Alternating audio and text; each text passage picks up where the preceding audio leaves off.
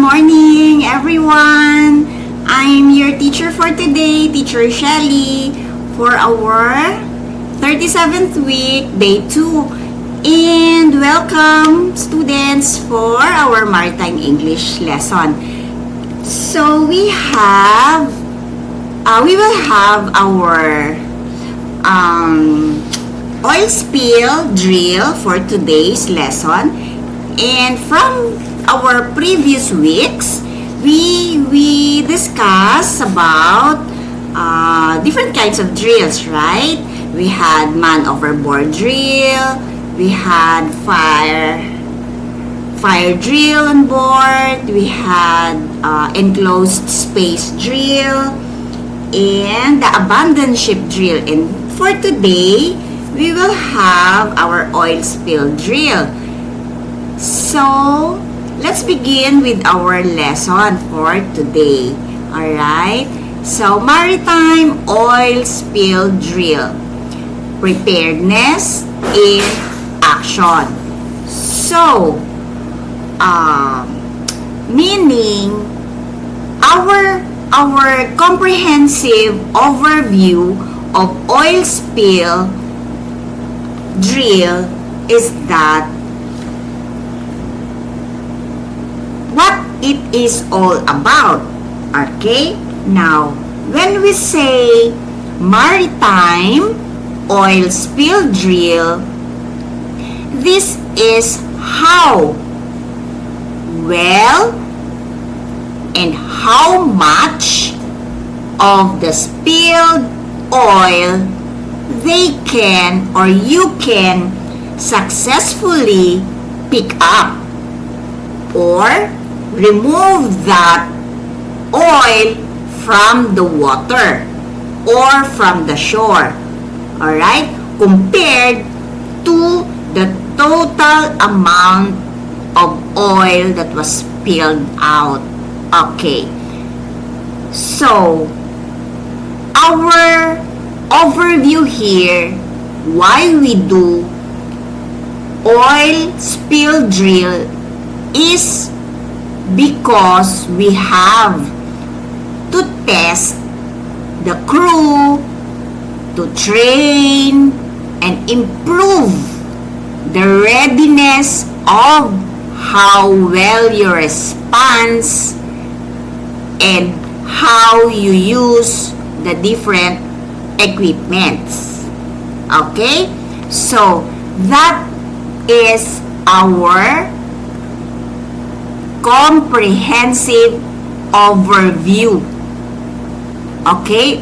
Or simply, what is maritime oil spill drill all about? Alright? So, why do we have to test everyone on how to do the oil spill drill? Okay. We have operational capabilities. Okay? So, one is the equipment functionality. Second, the response time. Third, the containment effectiveness. And lastly, clean up efficiency. All these four, alright, I will discuss it one by one. Okay, so equipment functionality. Okay, what do we mean by this? Okay, this is a test, okay, of all the equipment if it is working properly. Okay?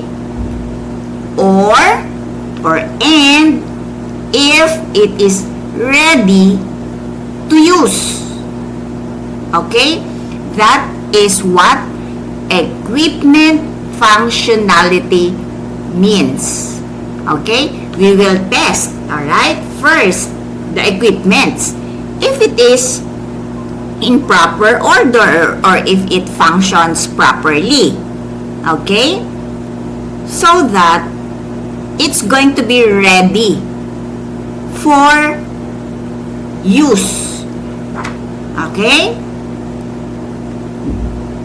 Now, basic equipment for maritime oil spill drill on a ship, alright, comes primarily from the shipboard oil pollution emergency plan, or what we call SOPEP kit. Okay, again, the basic equipment used for our maritime oil spill drill on a ship, okay, comes primarily from the SOPEP kit, which is shipboard oil pollution emergency plan kit. Okay. SOPEP. Yes, shipboard oil pollution emergency plan. Okay. This kit is the basic equipment, right? Used for maritime oil drill. Okay? These are the SOPEP materials. Okay? These are all the SOPEP materials. I will also discuss this one by one. Their functions, what are their uses, alright? All of this SOPEP materials. Okay. So, it says here that SOPEP kit, okay, contains tools, okay, which is necessary for the crew to stop, okay, a small spill from spreading, okay, and clean it up immediately. Okay, so these SOPEP materials, okay, as I said, have different functions or uses. Why these SOPEP materials necessary? Because, okay, it prevents further oil spill from spreading, or small oil spill from spreading further. Okay? And they are all used for cleaning up the affected area. Okay? So, as I said, here are the essential items, which is grouped by function. Okay, function number 1, containment, meaning you will refrain from further spreading the oil. Okay? So, when you say containment, you will enclose, okay, the oil to refrain from spreading. Okay. Now, when the basic equipment for that is called absorbent booms. Okay? Absorbent booms.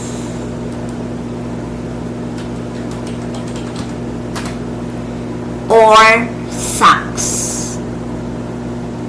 What is the purpose of this? This one. Absorbent booms.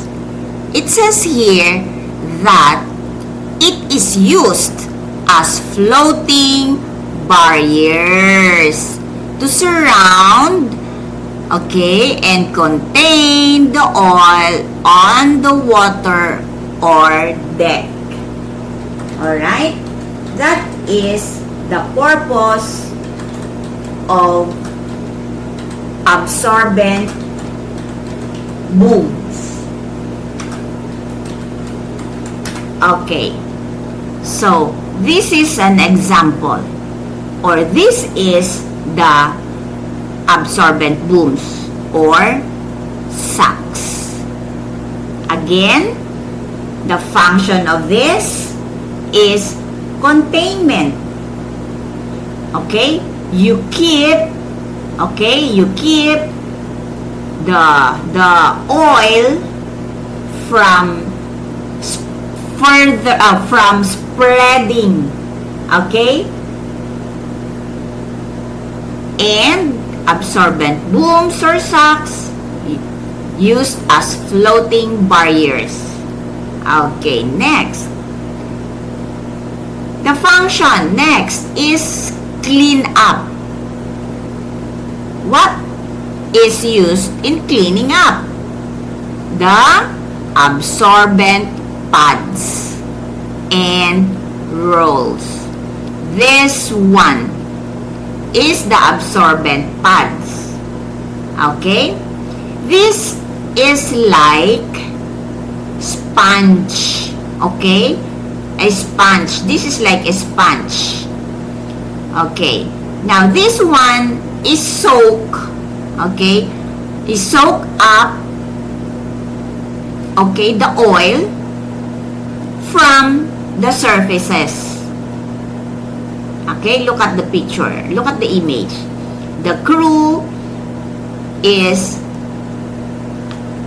cleaning up the oil using the absorbent pads and the rolls. Okay? Next is the absorbent pillows. This one. Absorbent pillows. The use of this is to absorb larger amount of oil. Okay? Larger amount. For this one, just a small, because this patch is just small amount of oil. But for the absorbent pillows, like what we are using, okay, this is used to absorb larger amounts of oil. Next is the non-sparking shovels or scoops. This one. Non-sparking shovels or scoops.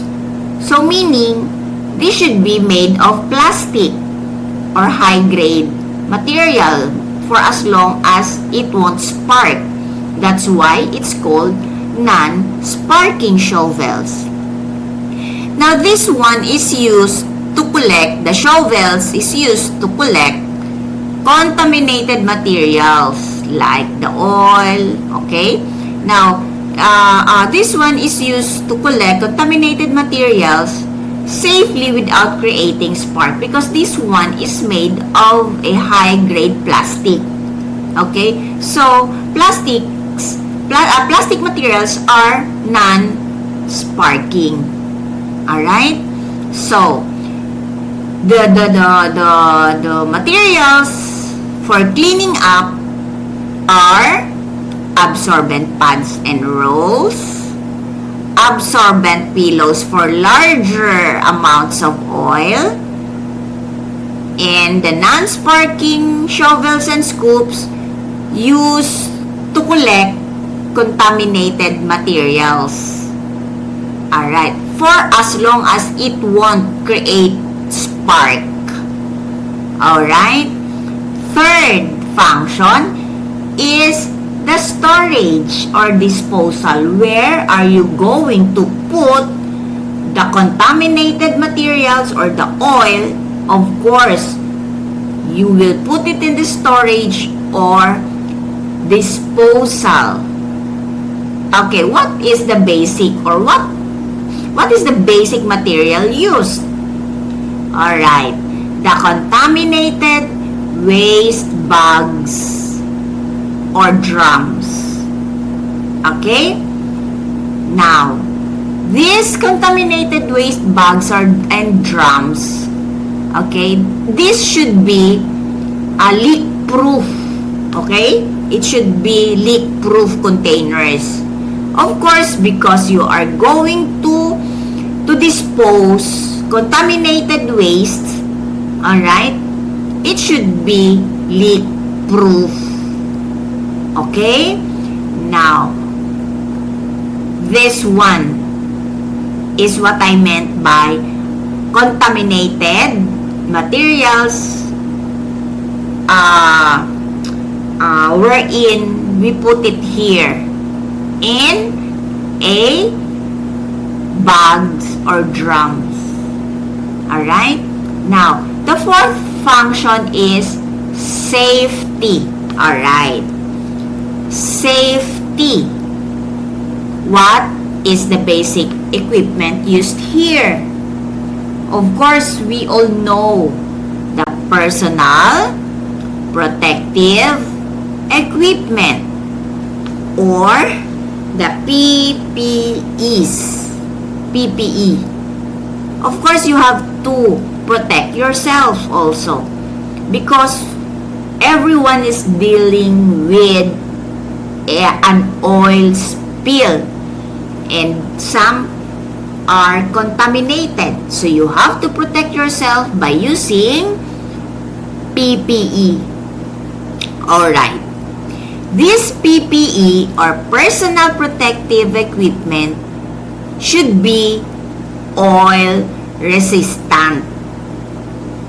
Okay, you have the gloves, you have the goggles, okay, the suit or their coveralls, of course, to keep everyone safe from oil because those are contaminated.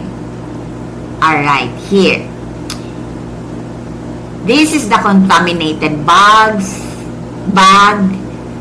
the PPE, which includes all these materials. You have the goggles, you have the goggles, the gloves, the suit, right? And others. Alright? So, again, we have function number 1, containment. Next is clean up.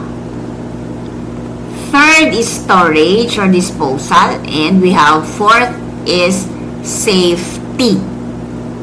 Okay.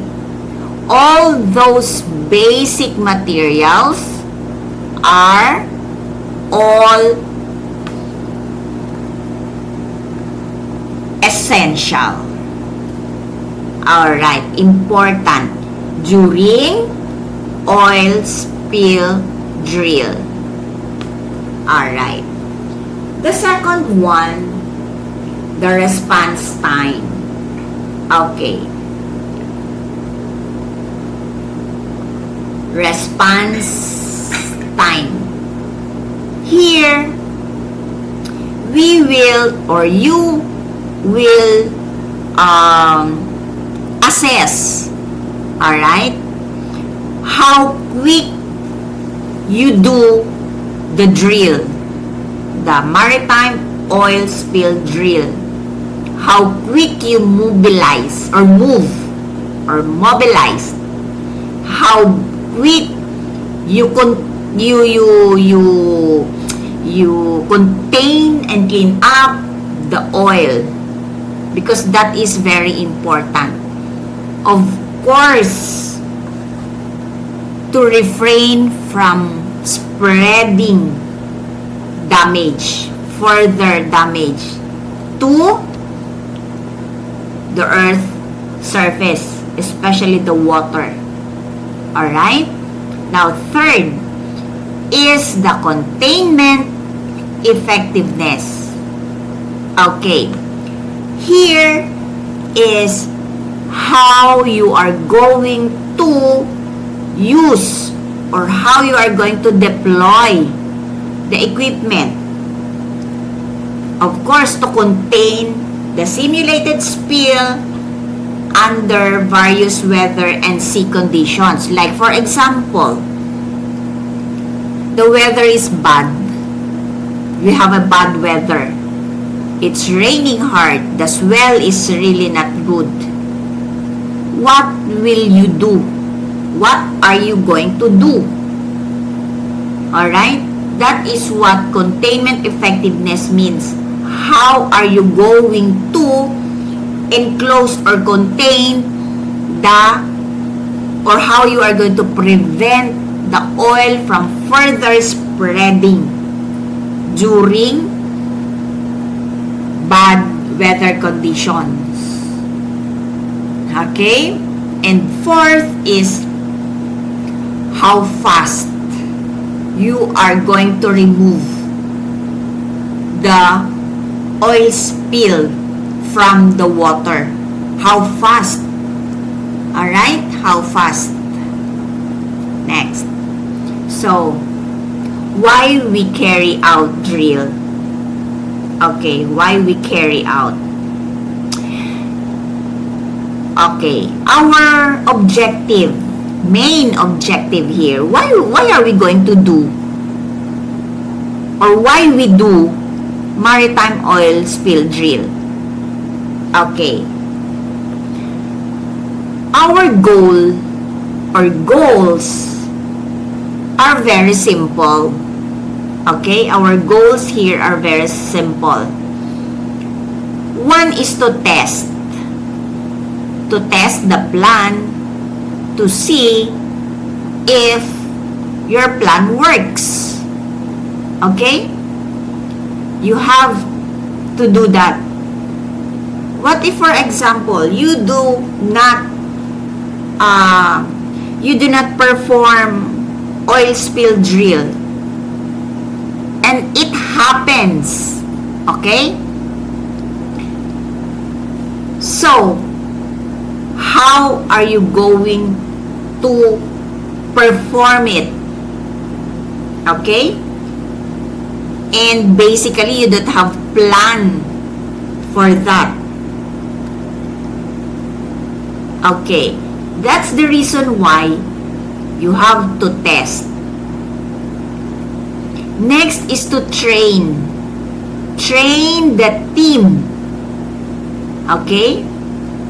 On how you are going to use the SOPEP kit. And how are you going to work together. Okay? And then thirdly, you have to find and fix the problems to be better and to be prepared next time. Okay? So, you have to know it.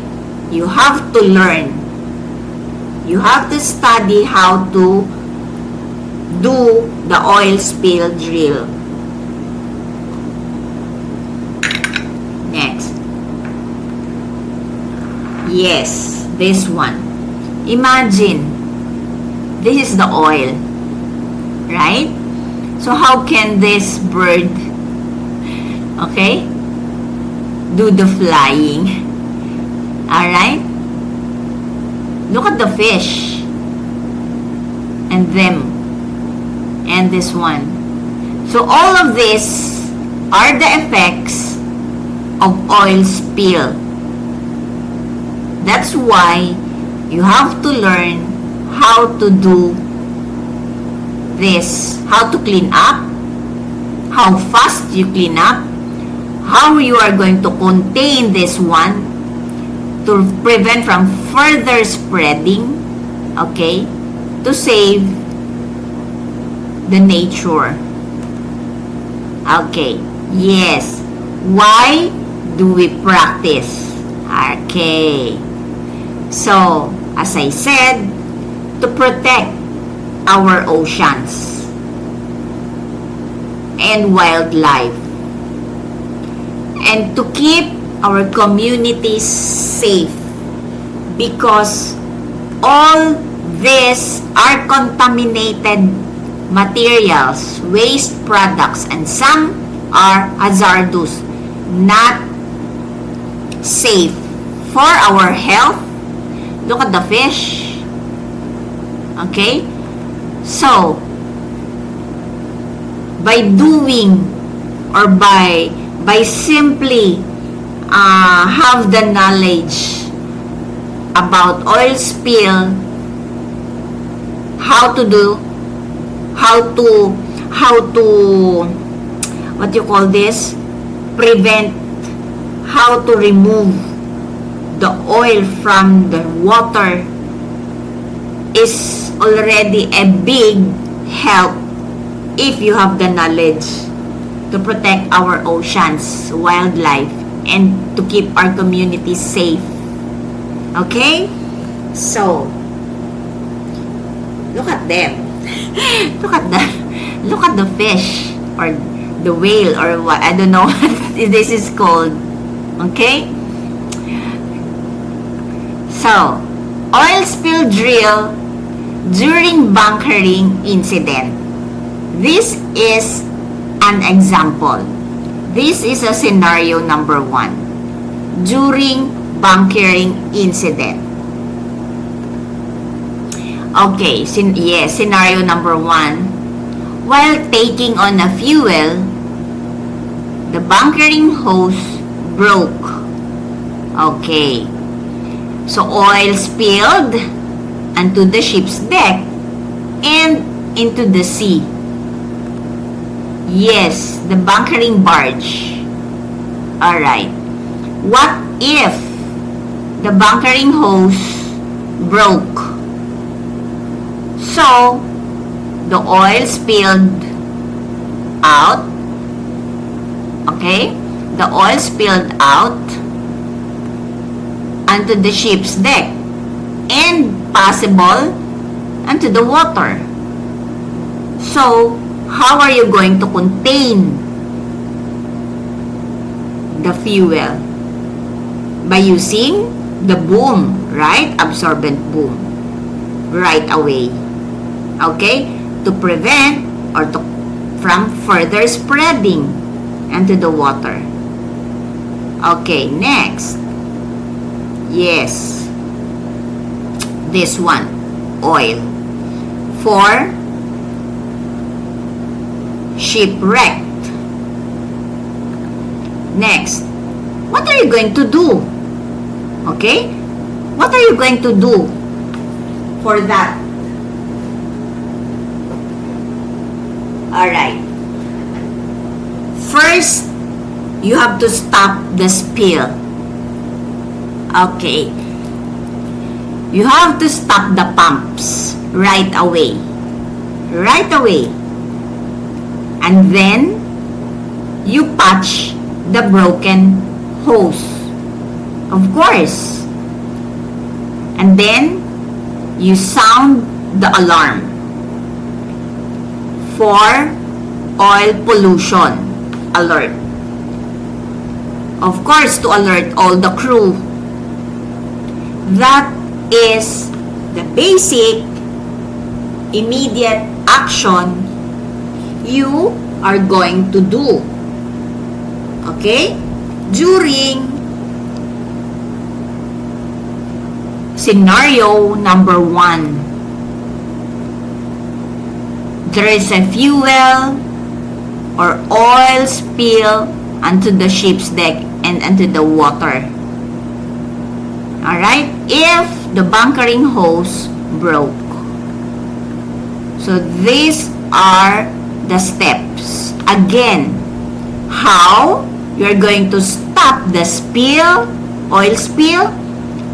Stop the pumps right away. Next, you patch the broken hose.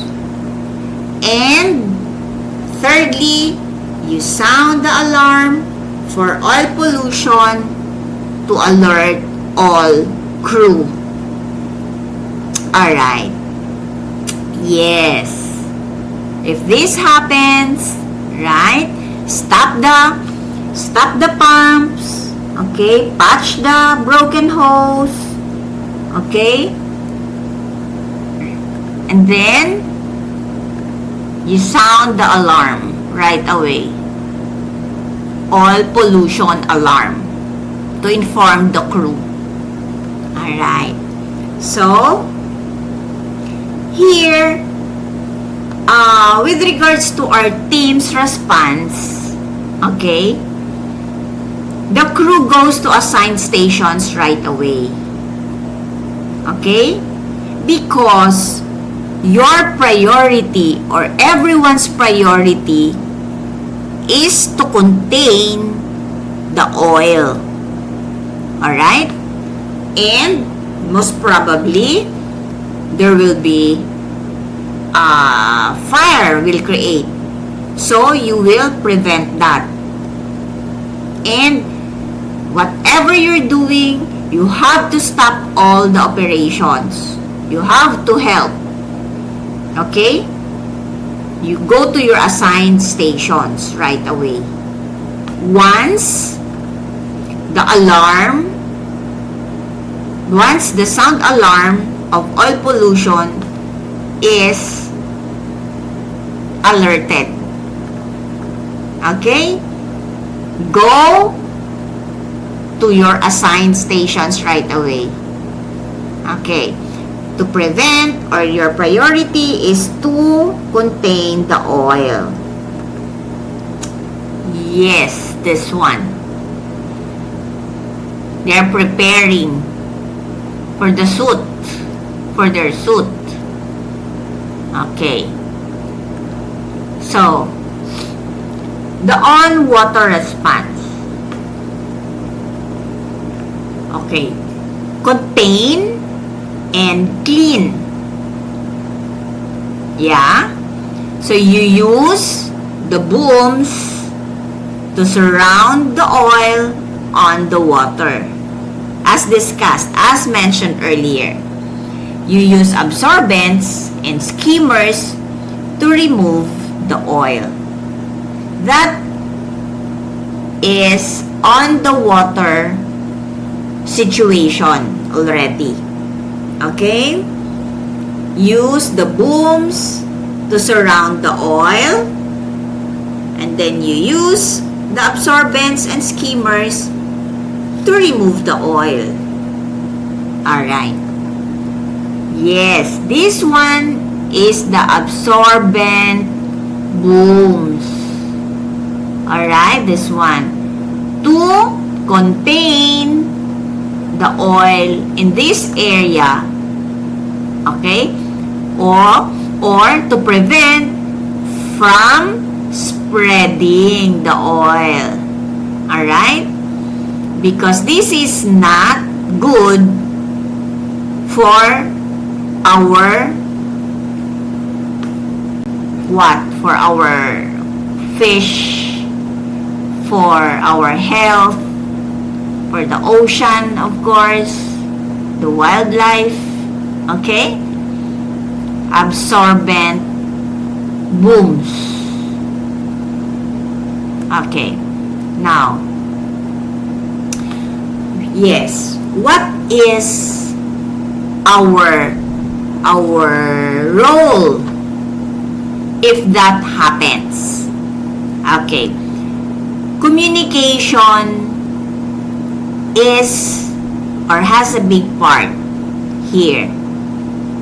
You have to inform the authorities once there is oil spill.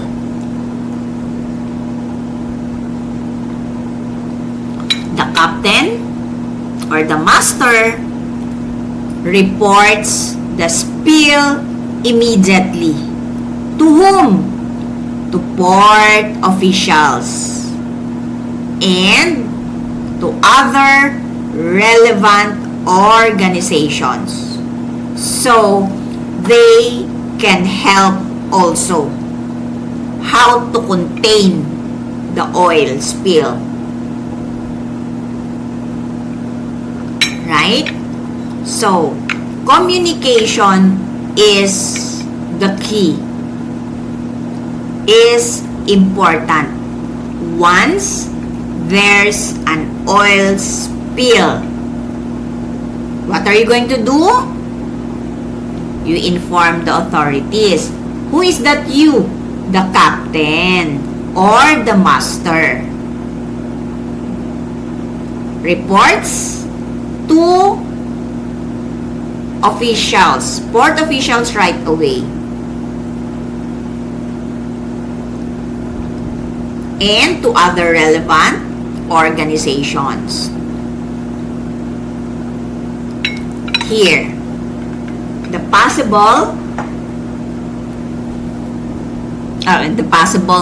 the immediate action of the master is to report. Alright, to port authorities. Alright, so what we learned from the cause of oil spill. Number one is it is caused by human error. Alright. Including improper valve operation. You were not able to close the valve properly. That is why there is an oil spill. So that is human error. Next, you have a high pumping pressure wherein you have to check the pressure before doing the procedure. So again, that is human error. And next possible reason, lack of attention to the bunkering hose. Alright. During that procedure, there should be a crew that keep watch during bunkering procedure, and at the same time you check the hose. Okay, that is why the most common cause of oil spill is human error. Alright? Improper valve operation, of course, that's the duty of the crew. Alright? High pumping pressure, you have the gauge there. Okay? So, those are common cause of oil spill. Human error. Alright. This one, you have to always check this hose, the valves. Alright? You have to check always. Alright. Now, these are the gauge. Alright? Pressure gauge. So, basically, if you are here on duty before the bunkering procedure, you check for the hose, you check for the valve and the pressure gauge. If this is too high, the pressure is too high, and you are not able to check this pressure gauge, well, you know already what's next, right? So, that is why it's human error. is the main cause of oil spill? Okay. So, what lessons have you learned from that? Alright. You have to improve next time.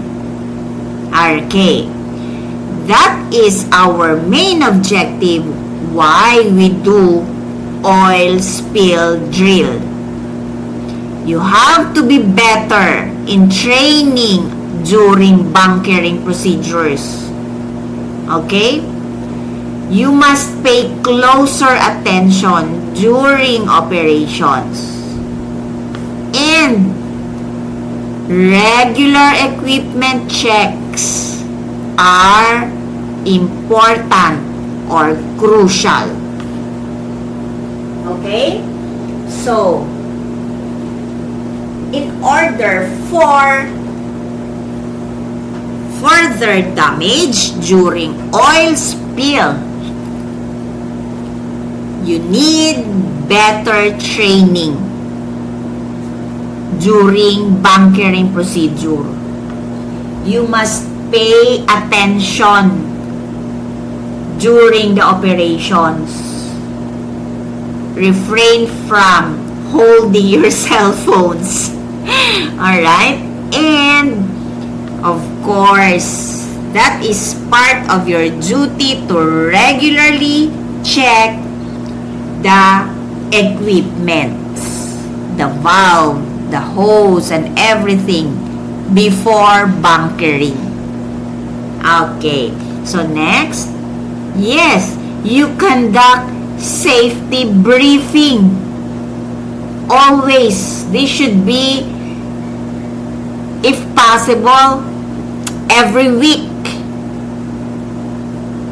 Safety education, safety briefing, safety training. You conduct every week, if possible, or every 2 weeks. Okay? And any form of training drills on board. Alright? So, you have to stay safe and you have to stay prepared. Our or your or everyone's mindset once you go on board is the word safety. Whenever, whatever you do, if you are on board, always think of your safety, safety of the other crew, and of course, the safety of the cargo and the vessel itself. Alright? Next. Okay. We will have our Q&A, our question and answer discussion. Okay, for number 1. What is the very first physical action of the crew must take immediately upon discovering an oil spill on a ship's deck?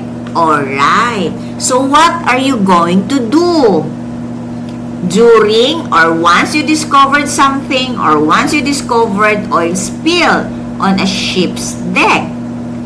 Is it A, starting the emergency fire pump, B, contacting the ship's owner, C, deploying the oil skimmer, or D, shutting down the side scoopers? Of course, you have to shut down everything. Shut down the pumps. Alright? You don't have to continue. You just continue. No, you have to shut down. Stop everything. You have to stop the pump right away. That is the very first physical action the crew must do once you discovered something or you discovered an oil spill on ship's deck. Alright? Next. So what is the primary function of an absorbent boom or sucks in a maritime oil spill? What is the primary function of that? Is it A, B, C, or D? What is the correct answer? Of course, to contain. Remember, I mentioned from the very start of the discussion, contain. Okay, to prevent further spreading of oil on the water. Right? That is the function of absorbent boom or the sucks. Alright, so number 3. A mechanical device that physically skims the oil layer off the water surface within a containment boom is called, what is that mechanical device? Alright? That physically skims the oil layer, alright, off the water surface. Okay, what is that?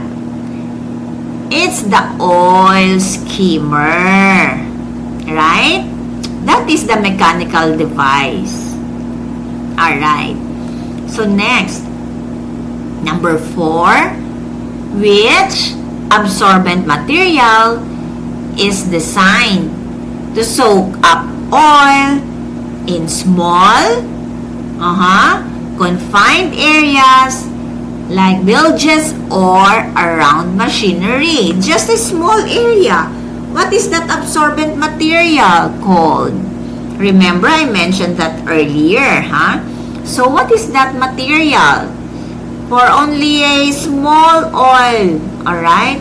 Spill. Small oil spill. What is that material? It's the absorbent pillows or sacks. Right? That absorbent pillows or sacks.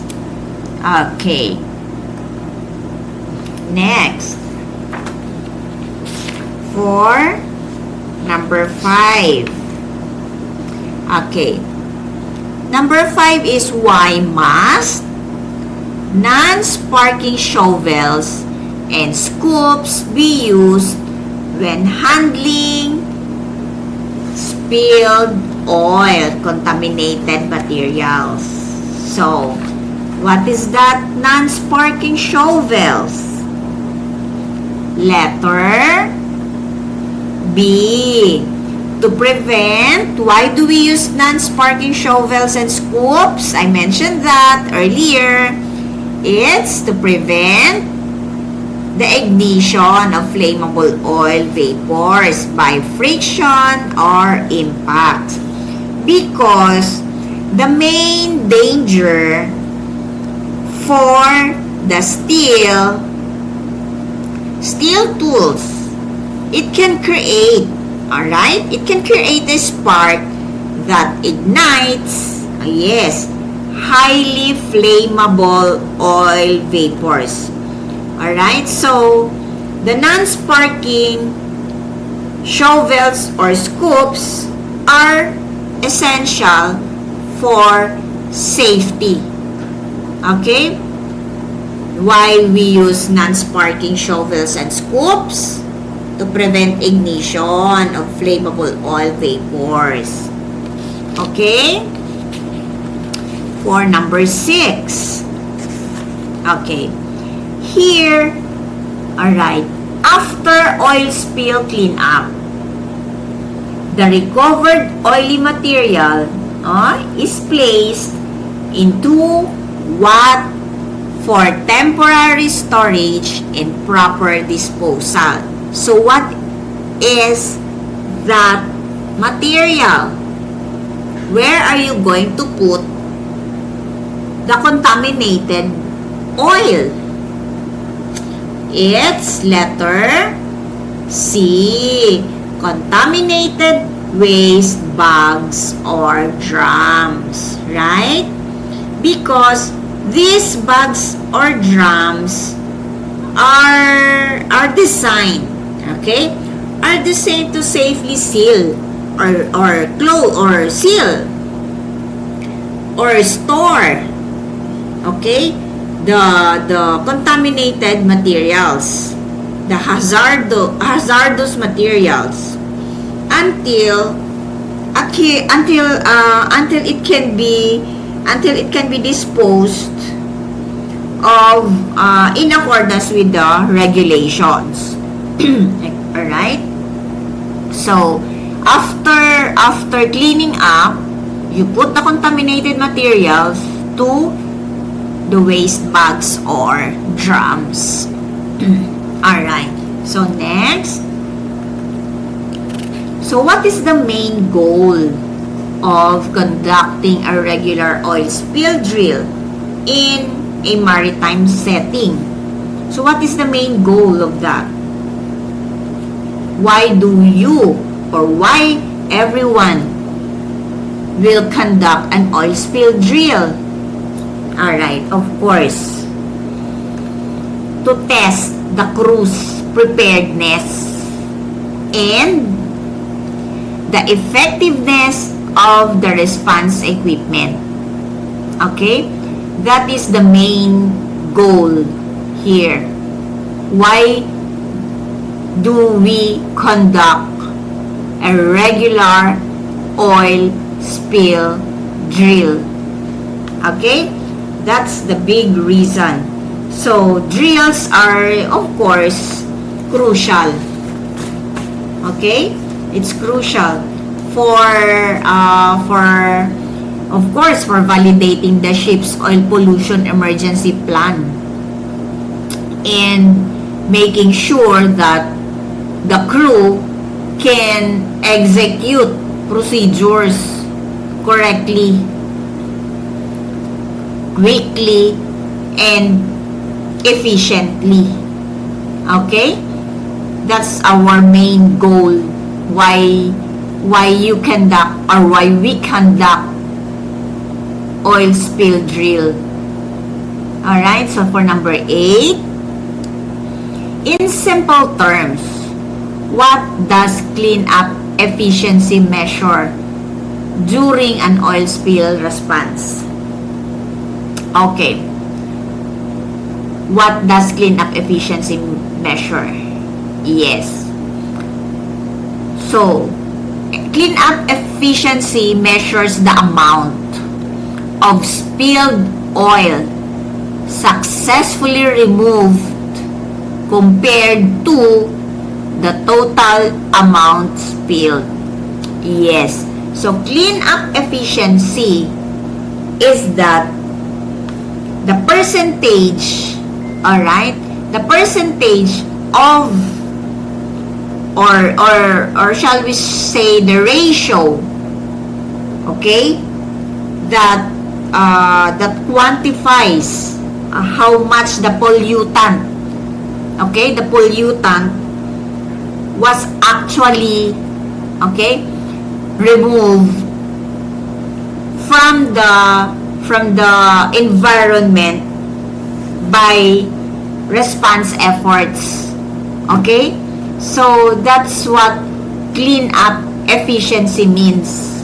Okay? The amount of spilled oil. Okay. So, next. Alright. So, what is the most critical function of PPE? The personal protective equipment during oil spill cleanup. What is the most critical function of the PPE?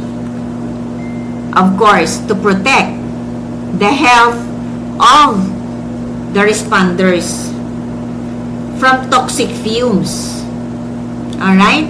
And from our skin contact with oil. Okay?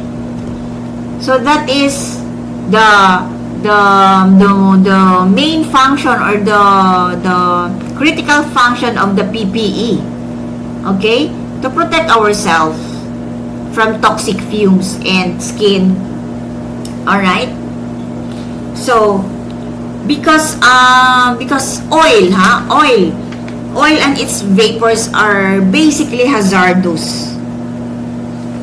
And these PPEs, the personal protective equipment, creates a barrier against from the inhalation of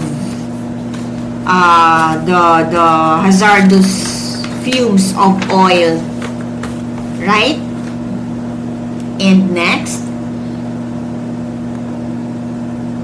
so to whom should a large or major spill major oil spill be reported immediately? To whom? Okay, according to the most maritime protocols. Okay, so I mentioned this earlier. So what do you think? Is it A, B, C, or D? It's letter C. Yes, of course.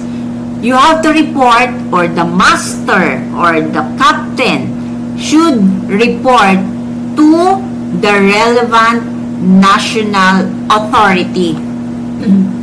Okay? Like for example, Coast Guards, okay? And the ship's operator. Or to the port authorities. Okay? So, that's the number one. As I said, as I mentioned earlier, it's communication is the key. You have to report right away to the national regulatory and emergency response body, like this one, the Coast Guard, and of course to the company. Alright, to make sure the mobilization of external resources as required by the regulatory team or regulatory body. Alright, so next, oh, we're done. Okay, so that's our lesson for today. It's all about oil spill drill. Why do we conduct it? Why do we perform the drill, of course, and why do we have to test always the equipments? Why do we have to work on it always? So it's all because for the safety of everyone on board, right? So I hope for today's lesson you've learned something again from our oil spill drill. All right, so I'll see you all, everyone, on our 39th week for another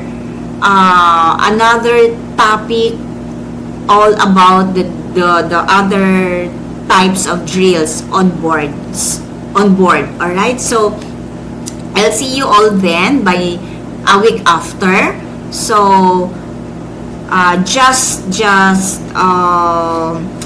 review, just watch the video again, so you will have added knowledge. All right, so bye everyone for now, and I'll see you all after a week. Again, I'm your teacher for today, Teacher Shelly. All right, bye everyone.